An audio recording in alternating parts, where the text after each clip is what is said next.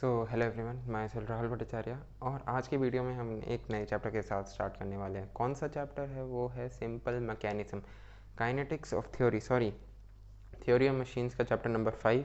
RS खुरमी book है। मैं तुम्हें एक बार बुक दिखा भी देता यार, पर अभी मेरे पास PDF फॉर्मेट में पड़ी है। एक्चुअली वो कहीं रखी हुई है, मैं उसे ढूंढ के तुम्हारे लिए ले आऊँगा।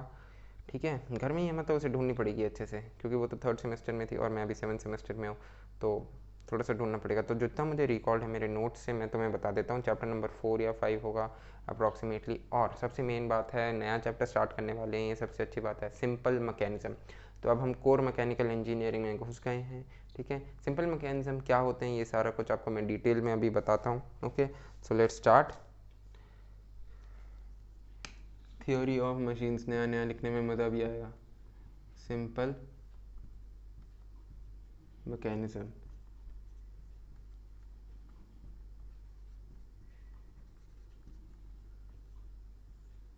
सिंपल मैकेनिज्म में यार हम मेनली क्या पढ़ेंगे? हम पढ़ेंगे मशीन के बारे में, स्ट्रक्चर के बारे में, लिंक्स क्या होते हैं, पेयर्स क्या होते हैं, जॉइंट क्या होते हैं। नाम सुनने में बहुत सिंपल लगता है, बट कभी तुमने एक सोचा मशीन और स्ट्रक्चर में क्या, एक स्ट्रक्चर और एक पूरे मशीन में क्या फ़र्क होता है?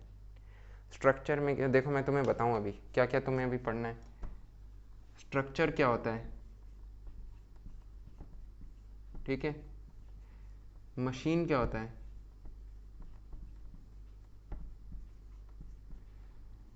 लिंक क्या होता है, लिंक या फिर काइनेमेटिक लिंक,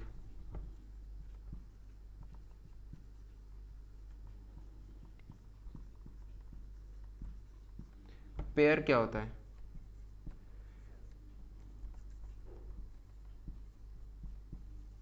जॉइंट्स क्या होते हैं। ये इन सब शुरुआत में तो इन सब चीज़ों के बारे में पढ़ेंगे। अच्छा, एक मशीन क्या होता है या स्ट्रक्चर क्या होता है? स्ट्रक्चर होता है ढांचा, ठीक है। ओनली एंड ओनली ढांचा, no relative motion between the parts. ठीक है, इस चैप्टर में हम मेनली क्या पढ़ेंगे? Relative motion between the parts. ठीक है, आज मैं तुम्हें ज़्यादा कोई न्यूमेरिकल नहीं करा रहा, ज़्यादा कोई लिख भी नहीं रहा, बट आज मैं तुम्हें समझा रहा हूँ कि आज की वीडियो में हम क्या क्या पढ़ेंगे। ध्यान से देखते रहना। स्ट्रक्चर क्या होता है? स्ट्रक्चर एक ऐसे एक ढांचा सा होता है, ठीक है।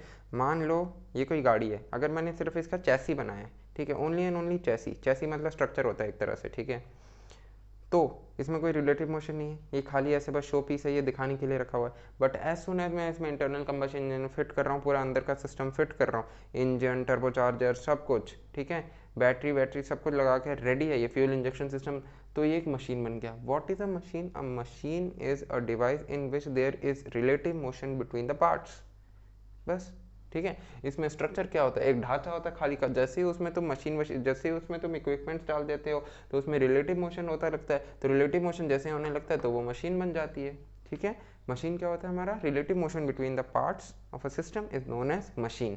ठीक है, 3 इडियट्स वाला सिस्टम था ना, 3 इडियट्स में पूछा what is a machine, anything that reduces human effort, ये तो सही है, बट जो तुम्हारे चतुर ने बोला था वो तो मुझे याद नहीं क्या बोलता यार, वो तो रट्टू तोते होते, उसे छोड़ो। बट ये याद रखना, काइनेटिक मोशन जैसे रिलेटिव मोशन जो होता है एक फॉर्म से दूसरे फॉर्म में ट्रांसफर करता है, उसे हम मेनली मशीन कहते हैं। ठीक है, अब आ जाते हैं लिंक पे। What is a link? Kinematic link भी कहा जाता है। लिंक होता है जो एक पार्ट से दूसरे पार्ट तक हमें वो ट्रांसफ़र करता है। क्या ट्रांसफ़र करता है? Relative motion. जैसे कि ये लिंक है, क्या तुमने कभी बिबल मैकेनिज्म, रुक जाओ मैं बनाने की कोशिश करूँ,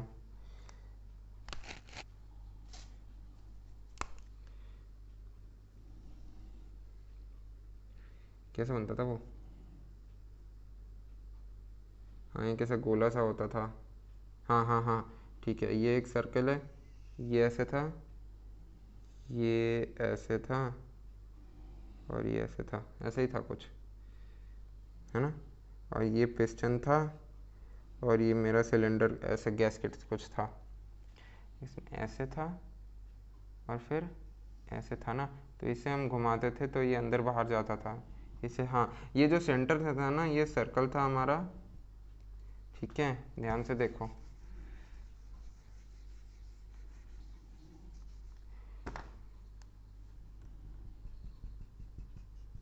ये जो है ये हमारा सर्कल है, ठीक है। सर्कल मेरा क्या कर रहा है? सर्कल ऐसे करके रोटेट कर रहा है। ये यहाँ पे ये देखो, ये part number 1, link number 1, part number 2, link number 2, part number 3, link number 3, ऐसे गिनते हैं। हर एक इंडिविजुअल पार्ट को हम लिंक कैटेगराइज करते हैं, हर एक इंडिविजुअल पार्ट को। पिस्टन में भी देख लो, पिस्टन ऊपर नीचे जाता है, उसके अंदर कितने पार्ट्स हैं हमारे, रिंग है, फिर उसके ऊपर हेड है, कितना कुछ लगता है उसके ऊपर, पिस्टन केस है, ठीक है। तो इसे अब ध्यान से सुनो, ये क्या करता है, जैसे ही हम इस सिस्टम को राउंड एंड राउंड घुमाते हैं ना, तो ये तो लॉक्ड होता है, तो इसको जब बस तुम सेंटर के अबाउट घुमा सकते हो, जैसे तुम इसको सेंटर के अबाउट घुमाते हो ये ऐसे करके खुल जाती है, फिर ये आगे जाता है। जैसे ये यहाँ पे ऐसे करके पहुँचता है, मेरे हाथों को देखो कैसे जा रहे हैं, ये मैं इसे ऐसे करके घुमा रहा हूँ, ये और ये एक पॉइंट यहाँ रखा, एक पॉइंट मैंने यहाँ रखा पॉइंट नंबर 1 में, एक पॉइंट नंबर 2 पे, जॉइंट 1 और जॉइंट 2 है इन्हें, ठीक है। वो सॉरी, इसमें पॉकेट नहीं है, ये कहते हैं हम J1 J2। अब मैं इन्हीं पे हाथ रख के इन्हें घुमा के दिखाता हूँ, ध्यान से समझना, ऐसे करके घूमेगा ये, ठीक है। इसका circular motion is being translated into the linear motion.